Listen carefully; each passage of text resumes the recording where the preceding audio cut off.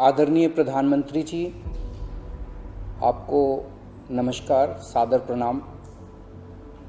आज मैं बेहद व्यथित हूँ और मैं सीधे आपसे बात करना चाहता हूँ। दिल्ली में अगले हफ्ते से घर घर राशन पहुँचाने का काम शुरू होने वाला था।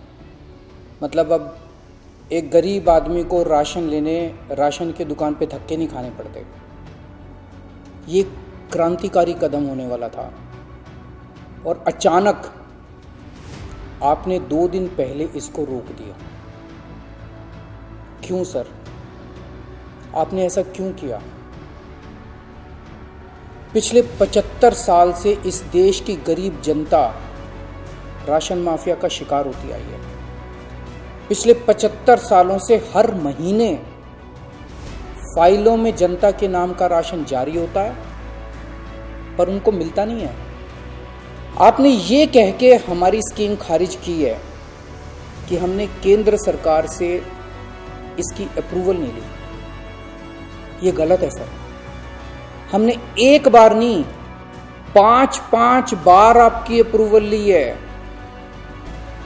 ये रही सारी चिट्ठियां।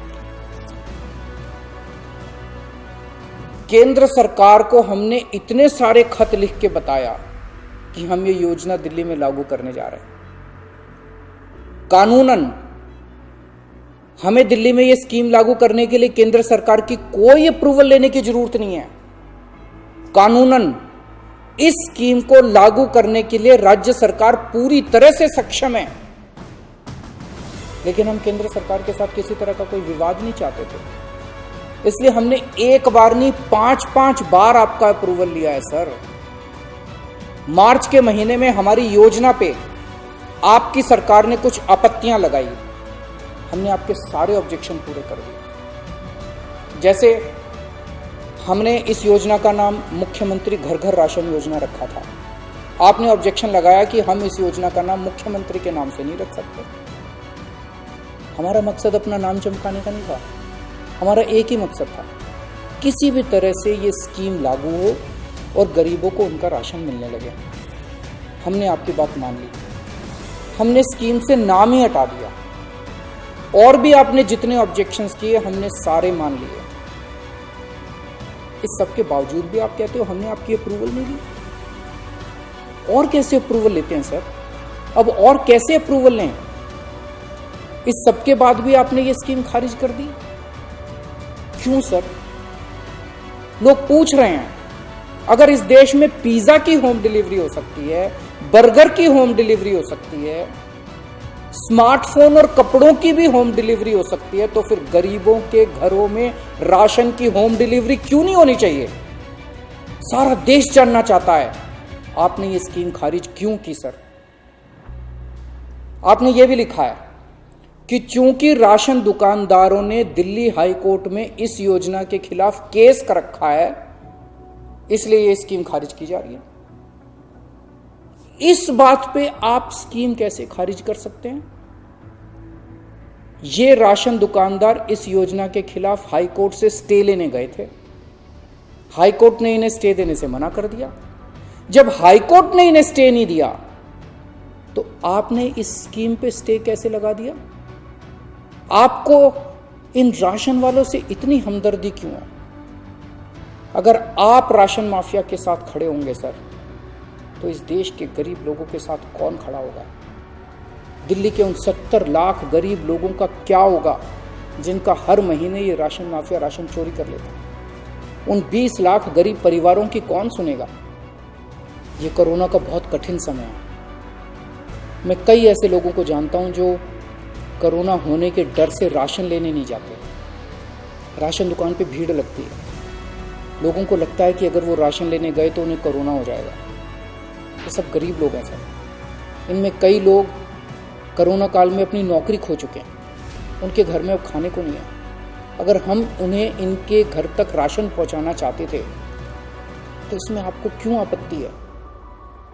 केंद्र सरकार के कुछ ऑफिसर कह रहे हैं कि इस स्कीम के खारिज होने का असली कारण ये है क्योंकि केंद्र सरकार का राशन है।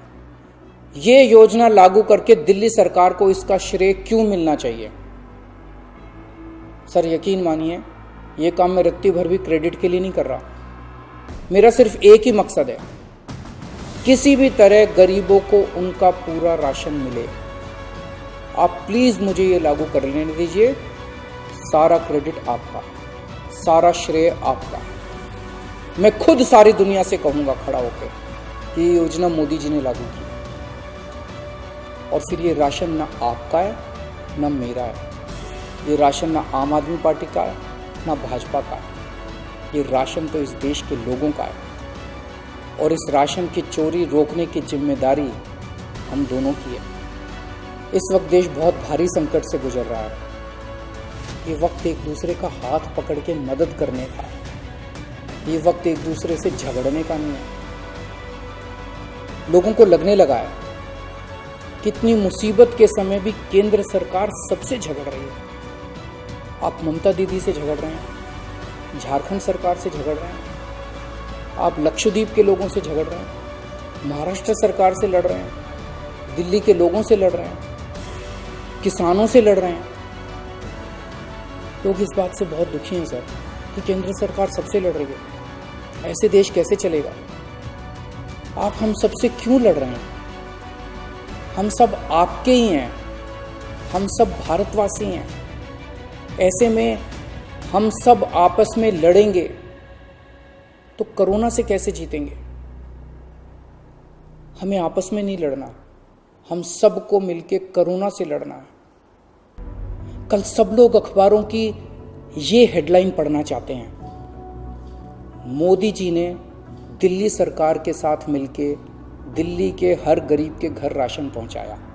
ये पढ़ना चाहते हैं लोग ये नहीं सुनना चाहते कि केंद्र सरकार ने फिर से दिल्ली सरकार से झगड़ा कर लिया, कि केंद्र सरकार ने फिर से दिल्ली सरकार की एक और अच्छी योजना पे रोक लगा दी।